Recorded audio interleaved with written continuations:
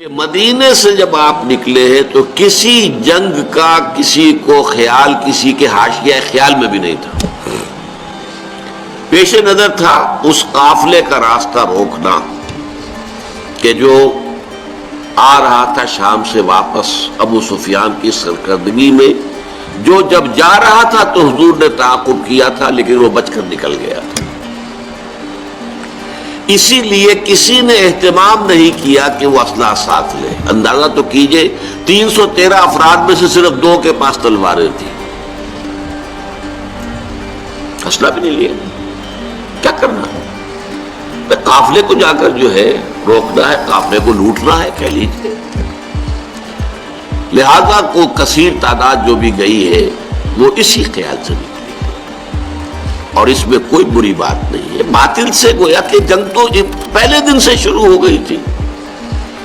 جیسے ہی حضور نے کہا لا الہ الا اللہ، آپ کے اوپر تشدد شروع ہو گیا، بات ختم ہو گئی. تصادم تو ہے، صرف یہ ہے کہ پہلے وہ تصادم ذہنی اور فکری سطح پر تھا صرف، یا وقت یک طرفہ تشدد تھا اس میں کہ مسلمانوں کو اجازت نہیں تھی جوابی کارروائی کرنے کی.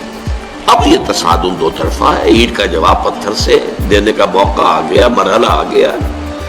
اور اس انقلاب کی تکمیل کے لیے انگریزی میں ایک لفظ آتا ہے پش. ایک تو PUSH پش، کسی چیز کو دھکا دینا، ایک ہے PUTCH. یہ پش جو ہے یہ ہے کسی بھی مہم میں پھر آخری حلہ بولنا. تو یہ پش جو ہے انقلابی جد و جہد کا فائنل پش جو ہے وہ ہے یہ آرم کانفلکٹ. اور اس کا بھی آغاز اس ایکٹیو ریزسٹنس کے نتیجے میں جو حضور نے 1 سال تک جاری رکھا، اس کے نتیجے میں یہ 1000 کی فوج نکلی. حضور جب اپنے 313 ساتھیوں کو لے کر تقریباً درمیان میں تھے مدینے اور بدر کے، وہاں حضور کو وحی کے ذریعے سے اللہ نے اطلاع دے دی کہ مکے سے ایک لشکر بھی چل چکا ہے، بڑا طاقتور لشکر. اور ساتھ ہی اے محمد صلی اللہ علیہ وسلم، ہمارا وعدہ ہے کہ ایک تو وہ جو اوپر سے قافلہ آ رہا ہے شمال سے، اور ایک جو جنوب سے آ رہا ہے لشکر، ان 2 میں سے ایک پر ہم ضرور مسلمانوں کو فتح دے دیں گے.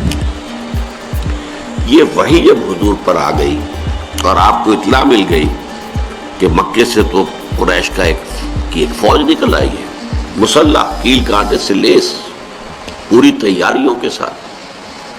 اب آپ نے ایک مجلس مشاورت منعقد کی اور آپ نے مسلمانوں کے سامنے یہ مسئلہ رکھ دیا کہ دیکھو ہم نکلے تھے اس کام کے لیے، لیکن اب صورت اللہ تعالیٰ کی طرف سے یہ پیش آ گئی ہے. وہ قافلہ بھی آ رہا ہے اور ادھر سے لشکر بھی آ رہا ہے، اور اللہ کا وعدہ ہے ان میں سے ایک پر لازماً اللہ ہمیں فتح عطا کر دے گا. تو بتاؤ کہ ہم کدھر چلیں، لشکر کی طرف چلیں یا قافلے کا پیچھا کریں؟ اس کو آپ جدید اصطلاح میں یہ کہہ سکتے ہیں کہ یہ اپنے ساتھیوں کے مورال کو ریڈ کرنے کی حضور کی طرف سے ایک کوشش تھی. پتہ چلے ساتھیوں کی کا مورال کیا ہے، کیا عالم ہے، ان کا حوصلہ کیا ہے، ان کے جذبات کیا ہیں، ان کی امنگیں کیا ہیں. آیا وہ ڈر جاتے ہیں یہ سن کر کے لشکر آ رہا ہے، قریش کا لشکر؟ قریش کا تو یوں سمجھیے کہ اس کا لفظ ہی ایک دہشت پیدا کرنے والا تھا عرب کے اندر. قریش، ان کا لشکر اور تیاری کے ساتھ پوری طریقے سے کیل کانٹے سے لیس. یا یہ ہے کہ ان کے اندر اس کیفیت سے اور استقامت پیدا ہوتی ہے کہ ٹھیک ہے اب وقت آیا، اب وقت شہادت آیا ہے، اب وقت آیا ہے کہ ہم اپنا جو مقصود و مطلوب ہے، شہادت ہے مطلوب و مقصود مومن، نہ مال غنیمت نہ کشور کشائی. تو حضور نے جب یہ مشورے کے لیے بات رکھی، یہ بات بڑی اہم ہے، بڑی پیارا واقعہ ہے یہ سیرت کا. مہاجرین میں سے کئی افراد نے کھڑے ہو کر تقریریں کی بڑی جوشیلی. حضور جو حکم آپ کا ہو آپ بسم اللہ کریں، ہم تیار ہیں، ہر شے کے لیے تیار ہیں، فیصلہ آپ کو کرنا. حضرت ابو بکر نے تقریر کی رضی اللہ تعالی عنہ، لیکن حضور نے کوئی خاص اہمیت نہیں دی۔ حضرت عمر نے تقریر کی، اب بھی حضور نے کوئی خاص اہمیت نہیں دی۔ فرمایا بھائی دو مشورہ دو، آپ لوگ مشورہ دیجئے۔ پھر حضرت مقداد ابن الاسود نے جو تقریر کی ہے وہ بڑی پیاری ہے کہ حضور ہم موسیٰ کے ساتھی نہیں ہیں کہ جنہوں نے جنگ کے وقت کہہ دیا تھا کہ فَاذْهَبْ أَنْتَ وَرَبُّكَ فَقَاتِلَا إِنَّا هَاهُنَا قَاعِدُونَ، جاؤ موسیٰ تم اور تمہارا رب جا کر جنگ کرو، ہم تو یہیں بیٹھے، ہم جنگ نہیں کریں گے۔ ہم موسیٰ کے ساتھی نہیں ہیں، ہم محمد کے صحابی ہیں صلی اللہ علیہ وسلم۔ خدا کی قسم آپ بسم اللہ کریں، جو بھی قدم آپ اٹھائیں گے انشاءاللہ اللہ تعالی ہمارے ذریعے سے آپ کو آنکھوں کی ٹھنڈک عطا کرے گا۔ حضور ان کی بات کو بھی کوئی خاص اہمیت نہیں دے رہے، پھر فرما رہے اشیرونی، مجھے مشورہ دو بھائی۔ اب یہ بات جو ہے انصار کی سمجھ میں آ گئی کہ حضور کا روح سخن ہماری جانب ہے، کیونکہ انصار سے جو معاہدہ ہوا تھا بیعت عقبہ ثانیہ میں وہ یہ تھا کہ اگر مدینے پر حملہ ہوگا تو ہم آپ کی حفاظت کریں گے اپنے اہل و عیال کی طرح۔ ابھی مدینے پر حملہ نہیں ہوا تھا بلکہ حضور آگے بڑھ کر نکل آئے ہیں مدینے سے، اور جنگ مدینے سے باہر ہو رہی ہے، تو گویا کہ اسٹرکٹ سینس میں انصار پابند نہیں تھے اپنے اس معاہدے کی روح سے کہ حضور کا ساتھ دیں۔ اور ظاہر بات ہے کہ اب جو سچویشن پیش آ گئی تھی، صرف مہاجرین کی نفری کافی نہیں تھی، 80-85 مہاجرین تھے، باقی سب کے سب تو انصار تھے، ان میں 313 وہ کفایت نہیں کرتے تھی اس سچویشن جو اس وقت پیش آ گئی ہے۔ لہذا حضور بار بار کہے تو سمجھ گئے۔ حضرت سعد بن عبادہ کھڑے ہوئے رضی اللہ تعالی عنہ، بڑی پیاری تقریر ہے ان کی یہ، کأنک تعنینا یا رسول اللہ، اے اللہ کے رسول شاید آپ کا روح سخن ہماری جانب ہے، فإنا آمنا بک وصدقناک، تو ہم تو آپ پر ایمان لا چکے ہیں، وہ بیعت عقبہ والی بات کو آپ بھول جائیے۔ جب اب ایمان لے آئے، اپنے آپ کو اللہ کا رسول اور نبی مانا ہے، تو ہمارے لیے آپشن کون سا ہے؟ We don't have any option۔ خدا کی قسم اگر آپ اپنی سواری سمندر میں ڈال دیں گے، ہم سب کے سب آپ کے پیچھے سمندر میں اتر جائیں گے، اور خدا کی قسم اگر آپ ہمیں حکم دیں گے تو برق الغماد تک پہنچ جائیں گے، یمن کا ایک شہر، اور اپنی جو سواریاں ہیں یہ اونٹ اور اونٹنیاں انہیں اس طویل سفر کی وجہ سے لاغر کر دیں گے، لیکن آپ جہاں حکم دیں گے آپ بسم اللہ کیجئے۔ اس پر آتا ہے کہ حضور کا چہرہ کھل اٹھا، خوشی کے اور بشاشت کے آثار، کہ یہ جو جماعت میں نے تیار کی ہے اتنی محنت سے، دعوت اور تربیت اور تنظیم کے مراحل جو میں گزار کے لایا ہوں، یہ جماعت اب تیار ہے فی الواقع اس آخری مرحلے میں داخل ہونے کے لیے، اب ہم پوری طریقے سے فٹ ہیں۔ اس پر آپ کے چہرے پر بشاشت آئی۔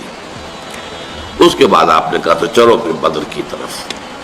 اب یہ میں آپ سے عرض کر چکا ہوں کہ وہ قافلہ تو بدر کی وادی میں داخل ہی نہیں ہوا، ابو سفیان اس کو لے کر پہاڑی سلسلے کے ادھر مغرب کی طرف سے ہوتے ہوئے ساحل سمندر کے ساتھ ساتھ لمبا سفر کر کے بچ کے نکل گئے۔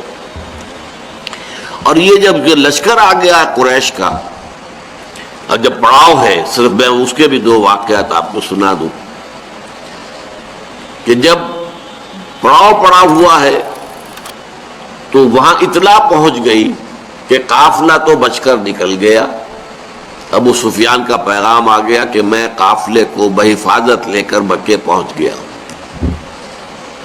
اب یہاں سوال پیدا ہوا، پھر وہی ہاکس اینڈ ڈوز کا معاملہ۔ ڈوز نے یہ سوچا کہ اب خوریزی کاہے کے لیے، ہم تو نکلے تھے اپنے قافلے کی حفاظت کے لیے، قافلہ تو پہنچ گیا۔ لیکن جو ہاکس تھے ان کو تو سمجھ میں یہ آیا کہ یہ تو ہمیں موقع مل گیا، گاڈ گیون اپارچونٹی. یہ ڈوز ہماری بات چلنے نہیں دے رہے تھے، اب جو ہے اب ہم یہاں تک پہنچ گئے ہیں. مدینہ یہاں سے صرف 80 میل دور ہے، ہم کہاں سے کہاں تک ہو کر یہاں پہنچ گئے ہیں، تو اب تو موقع ہے، اب یہاں سے واپس جانے کا کیا سوال. حضرت حکیم بن حزام رضی اللہ تعالی عنہ اس وقت تک ابھی ایمان نہیں لائے تھے، وہ گئے عتبہ کے پاس. کیا عتبہ؟ دیکھیے ہمارا جو وہ قافلہ تھا وہ تو بچ کے جا چکا ہے، اب یہ خامخواہ کی خوریزی اور جنگ کاہے کے لیے؟ آپ کی حیثیت یہ ہے قریش کے ہاں کہ اگر آپ اس کو روکنا چاہیں تو جنگ اب بھی رک سکتی ہے. اس نے بھی کہا ٹھیک ہے، بات تو تمہاری صحیح ہے، اچھا چلو چلتے ہیں ابو جہل کے پاس. وہ he was the chief of the ہاکس. وہاں جا کر بات کی اور وہ شخص جو تھا پھر اس نے پیترا بدلا، تانا دیا عتبہ کو. عتبہ کے بیٹے تھے حضرت حذیفہ رضی اللہ تعالی عنہ، جو ایمان لا چکے تھے، حضور کے ساتھ تھے. ہاں معلوم ہوتا ہے عتبہ بیٹے کو سامنے دیکھ کر تم پر بزدلی طاری ہو گئی ہے. اب یہ عرب کے لیے بہت بڑا تانا تھا. دوسری طرف اس نے یہ کیا کہ وہ جو ایک مارا گیا تھا وادی نخلہ میں ایک مشرک، اس کے بھائی کو بلایا کہ دیکھو یہ تمہارے بھائی کے قاتل جو ہیں وہ سامنے پڑے ہوئے ہیں، لیکن یہ لوگ چاہتے ہیں کہ جنگ نہ ہو. اس نے فوراً کپڑے پھاڑے، وہاں کا جو ان کا ایک قبائلی رواج تھا، چیخنا چلانا شروع کیا اپنے اس مقتول بھائی کا نام لے کر کے، اس کا انتقام، اس کا قصاص لے کر جائیں گے، واپس نہیں جائیں گے واپس یہاں سے. عتبہ نے بھی اس طعنے کا جواب دیا کہ یہ صبح معلوم ہوگا کہ کون کاورڈ ہے، کون بزدل ہے. ظاہر بات ہے کہ عتبہ کو یہ بات کھا گئی. وہ چونکہ نسبتاً شریف النفس لوگوں میں سے تھا، یعنی عمر کے اعتبار سے بھی بزرگ، ویسے بھی تباہیں ہیں ہر ایک کی. جیسے کہ وہ شعر ہے کہ نہ ہر زن زنست و نہ ہر مرد مرد، خدا پنج انگوش یکساں نہ کر. نہ اہل ایمان میں سے سب ایک درجے کے تھے، برابر کے تھے، نہ کفار میں سب ایک درجے کے تھے. کافروں میں انتہائی سخت معاند بھی تھے، اور کافروں میں وہ شخص بھی تھا جنہوں نے حضور کو پناہ دی تھی جبکہ آپ طائف سے آئے ہیں مایوس لوٹ کر. وہ بھی کافر ہی تھا، مشرک تھا. اور ظاہر بات ہے کہ ابو طالب بھی تو کفر ہی کی حالت میں دنیا سے گئے ہیں، لیکن حضور کی مدد کرتے رہے، آپ کو سہارا دیتے رہے. تو ہر طرح کے لوگ ہوتے ہیں. تو عتبہ در حقیقت ان میں سے شریف النفس لوگوں میں سے تھا، لیکن شریف آدمی کو پھر یہ تانا بھی کھا جاتا ہے بری طرح. تو اس نے کہا اچھا یہ تو کل صبح پھر فیصلہ ہوگا کہ بزدل کون ہے. نتیجہ یہ ہوا ہے کہ پھر اگلے دن سب سے پہلے عتبہ میدان میں آیا. یہ اس تانے کا نتیجہ. اپنے بھائی شیبہ بن ربیعہ کو بھی ساتھ لیا، اپنے بیٹے ولید بن عتبہ، حضرت حذیفہ کا چھوٹا بھائی. اب بڑا بھائی حضور کے ساتھ ہے، چھوٹا بھائی یہاں مقابلے میں آیا. یہ نکلے جیسا کہ پرانے زمانے میں رواج تھا، مبارزت، چیلنج کیا، آئے کوئی ہمارے مقابلے میں. ادھر سے 3 انصاری صحابی نکلے. انہوں نے پوچھا کون ہے آپ لوگ، ڈسکلوز یور آئیڈینٹی. انہوں نے بتایا ہم انصار میں سے ہیں. کہ نہیں تم سے ہم جنگ کرنے آئے ہی نہیں ہیں، ہماری شان سے فروتر ہے کہ ہم یہ کاشتکاروں سے جنگ کریں.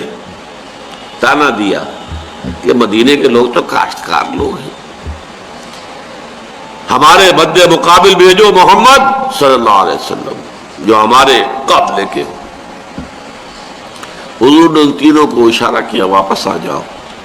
اب حضرت حذیفہ نکلنے لگے باپ کے مقابلے کے لیے. حضور نے روک دیا. حضور کی شفقت و رحمت نے اسے گوارا نہ کیا. کہ باپ بیٹے کے مقابلے میں آئے اور بیٹا باپ کے مقابلے میں آئے. لیکن پھر بہرحال 3 نکلے، حضرت حمزہ عتبہ کے مد مقابل، حضرت علی اور حضرت حارثہ ابن عبد المطلب. بن مطلب، عبد المطلب نہیں، یہ 3 قرشی نکلے. ہاں انہوں نے جب بتایا کہ ہاں ٹھیک ہے اب ہمارے مقابلہ جو ہے برابر کی چوٹ کا ہے. بہرحال نتیجہ کیا نکلا کہ تینوں کو واصل جہنم کیا. اگرچہ حضرت حارثہ جو تھے وہ بھی زخمی ہو گئے، تلوار کا وار ان کی ٹانگ پر پڑا، ٹانگ کٹ گئی تو گر گئے.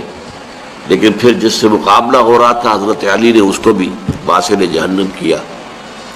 یہ جو ہے جو زخمی ہو گئے تھے یہ واپس جاتے ہوئے جبکہ بدر سے جا رہے تھے حضور فتح مند ہو کر مدینے کی طرف، تو درمیان میں ان کا انتقال ہو گیا.